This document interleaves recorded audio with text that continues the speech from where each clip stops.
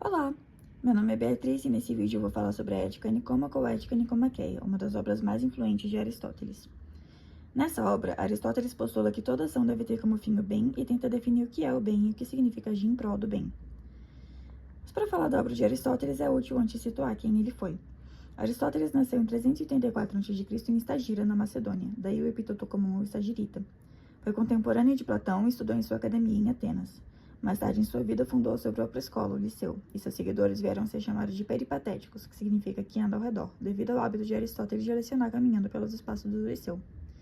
Embora ele tenha escrito diálogos, o que sobrevive da sua obra muito provavelmente não foi escrito com o intuito de ser um tratado final, mas tratava sim de guias e roteiros contendo as ideias principais a serem apresentadas em suas aulas. O corpo da obra de Aristóteles investiga diversas ciências, as quais ele divide em 3 categorias: as teóricas, que buscam conhecimento pelo próprio conhecimento; as produtivas, que almejam a criação de determinado objeto; e as práticas, que pretendem explorar e determinar a boa conduta. A ética está inserida nessa última. A Ética Nicomaqueia foi escrita provavelmente no final da vida de Aristóteles, por volta de 335 a 323 a.C., quando ele já estava estabelecido em Atenas e liderando o Liceu. Nessa época, a Grécia passava por um período de efervescência cultural e intelectual, mas também de instabilidade política, com a ascensão do Império Macedônio sob o comando do Alexandre o Grande. A obra provavelmente foi escrita com seu filho Nicômaco, fruto do seu segundo casamento, em mente. Por isso, o título Ética Nicomaqueia ou Ética Nicômaco. O principal objetivo da ética é explorar a natureza da virtude e da felicidade e como os seres humanos podem alcançar uma vida plena e bem-sucedida. Aristóteles acreditava que toda ação humana tem um fim, um objetivo último, e que esse fim é o bem supremo, que ele identifica como eudaimonia ou felicidade. Mas para Aristóteles, a felicidade não é simplesmente um estado de prazer ou satisfação momentânea. Em vez disso, ela está ligada à realização do potencial humano por meio da prática das virtudes. Essas virtudes são hábitos que nos permitem agir de acordo com a razão e encontrar um equilíbrio entre os extremos, o que ele chama de justa medida. Então, a tese central da Ética Nicomaqueia é que a felicidade é o fim último da vida humana, e ela é alcançada por meio da virtude e da prática de uma vida racional e equilibrada. Para Aristóteles, a virtude não é algo com o qual nascemos, mas sim algo que desenvolvemos por meio da educação e da prática constante. O corpo da ética é composto de 10 seções, ou 10 livros. Aristóteles abre o primeiro livro com uma conclusão: toda ação tem como fim o bem. Mas algumas ações têm como fim o bem subordinado, por assim dizer. Por exemplo, um flautista ensaia com o intuito de tocar a flauta com maestria. As ações que têm como fim o bem por si só caracterizam as ações que buscam o bem supremo, que seria a eudaimonia ou felicidade. Mas o que é a felicidade? Alguns diriam prazeres sensuais, outros bens materiais, outros a honra. Não existe consenso, e para Aristóteles a questão abstrata do que constitui a felicidade não é tão útil ou interessante quanto a questão prática de como agir em prol da felicidade. Para viver uma vida feliz, Aristóteles julga que é preciso viver virtuosamente.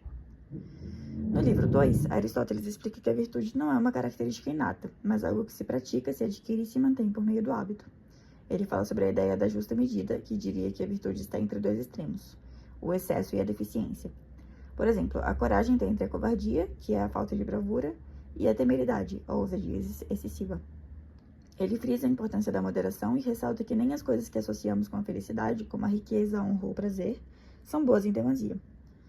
Para avaliar as ações de alguém, é preciso antes avaliar se a ação foi feita voluntariamente ou involuntariamente.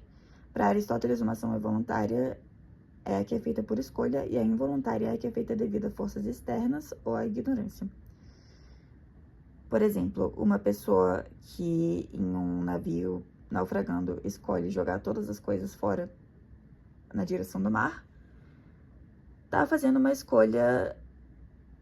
Ela tá fazendo uma escolha, mas não é uma escolha necessariamente voluntária, porque ela não faria essa escolha se ela tivesse. Se não fosse para salvar a vida dela. A escolha é o marco da ação moral, porque, diferente da ação, a escolha é sempre precedida pela deliberação. A deliberação é o processo de pensar que o fim o indivíduo almeja e quais escolhas tomar para chegar nesse fim. Uma pessoa boa, logicamente, faria escolhas que têm como fim o bem, mas é possível agir mal acreditando estar fazendo bem por ignorância, criando maus hábitos, o que para Aristóteles não é uma desculpa para as más ações. Aristóteles examina as principais virtudes isoladamente. Primeiro, a coragem, que não é falta de medo, mas sim a demonstração de confiança face ao medo. Aristóteles adverte contra a falsa coragem, como, por exemplo, o soldado que luta porque teme a desonra ou que demonstra bravura diante de uma ameaça que acredita ou sabe que é falsa. A verdadeira coragem é feita com a própria coragem como fim. A coragem não se trata tão pouco de impulsividade, que seria um excesso, mas sim da justa medida entre a covardia e a ousadia. Em seguida, ele fala da temperança, a justa medida relativa ao prazer. O prazer demasiado é a volúpia e o diminuto é a insensibilidade. Ele trata de outras virtudes, como a generosidade, a magnanimidade e a mansidão. Todos esses exemplos servem para ilustrar a importância da moderação, da justa medida. No livro 5, Aristóteles trata da virtude da justiça, que está relacionada à legalidade, mas se difere dela porque a primeira trata do âmbito moral e a segunda do social. Ele diferencia dois tipos de justiça, a distributiva, que divide bens de forma proporcional, e a corretiva, que busca retificar desequilíbrios em transações e punições. Para Aristóteles, um agente só é responsável por alguma injustiça cometida por ele se ela for cometida voluntariamente. A injustiça cometida por ignorância chamamos de erro, a que se deve a planos que dão errado desventuras, e as não premeditadas injúrias. A quarta virtude principal de que Aristóteles trata é a frônesis, a sabedoria prática ou prudência. A frônesis é essencial para que haja a possibilidade de se viver virtuosamente, pois é por meio dela que ocorre a deliberação acertada. Com as virtudes morais pode-se almejar acertadamente o bem, mas sem a frônesis é impossível agir em prol dele. A virtude intelectual é necessária para que se saiba não só o que é o bem, mas como agir bem. E esse é um saber prático, não é um saber contemplativo ou virtual. Bom, analisadas as 4 principais virtudes, no livro 7, Aristóteles trata da continência e da incontinência. A continência se trata da capacidade de autocontrole e seu oposto à incontinência é a característica de quem é dominado pelas paixões. Quem age mal porque não pensa no modo certo ou errado de agir, ou quem tira conclusões erradas, ou quem é cegado por emoções muito extremas. Alguém pode agir de maneira incontinente, por exemplo, por prazer extremo ou por raiva extrema. Aristóteles considera a incontinência que parte da raiva menos grave do que a que parte do prazer. Mas isso não significa dizer que ele condena o prazer. Para ele, o prazer é uma atividade por si só e, como tal, pode ser praticada de forma virtuosa ou viciosa. Nos livros 8 e 9, Aristóteles trata da amizade, que ele considera essencial para a vida feliz. Ele distingue 3 tipos de felicidade, de amizade: por utilidade, por prazer e por virtude. O tipo mais elevado de amizade é por virtude, pois engloba os 2 anteriores e não se baseia em fatores mutáveis e voláteis, mas simplesmente na qualidade permanente da bondade. Em contrapartida, a mais problemática é a por utilidade, porque ela é a mais volátil e a mais passível de injustiças e desigualdades. Para Aristóteles, a amizade é um reflexo do próprio caráter. A amizade não é ser amado, mas amar, uma ação em si. Mesmo quem tem tudo não é capaz de atingir a felicidade plena sem a amizade. No último livro, Aristóteles retorna ao tema da felicidade e argumenta que a vida contemplativa baseada na razão e no conhecimento é a forma mais elevada de vida. Ele explica que o prazer é um componente da felicidade, mas não seu objetivo principal, e reforça que o prazer intelectual é superior ao físico.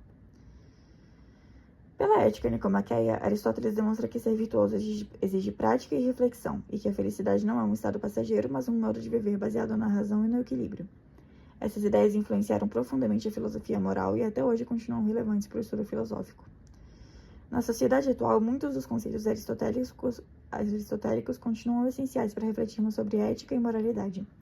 A busca pela daimonia pode ser vista em debate sobre qualidade de vida, bem-estar e saúde mental, mostrando que a felicidade não se resume a prazeres momentâneos, mas a um estado contínuo de realização pessoal. A ideia da justa medida é relevante para lidar com os desafios do mundo contemporâneo, como o equilíbrio entre vida profissional e pessoal, consumo consciente e responsabilidade social. A ética aristotélica nos convida a refletir sobre a importância da responsabilidade individual e coletiva na busca pela felicidade e pela construção de uma sociedade mais justa. Questões como sustentabilidade, direitos humanos e justiça social podem ser analisadas à luz de suas ideias sobre a justiça e o bem comum. Assim, a ética nicômaco permanece um referencial útil para compreender o que significa viver bem e de forma ética no mundo moderno.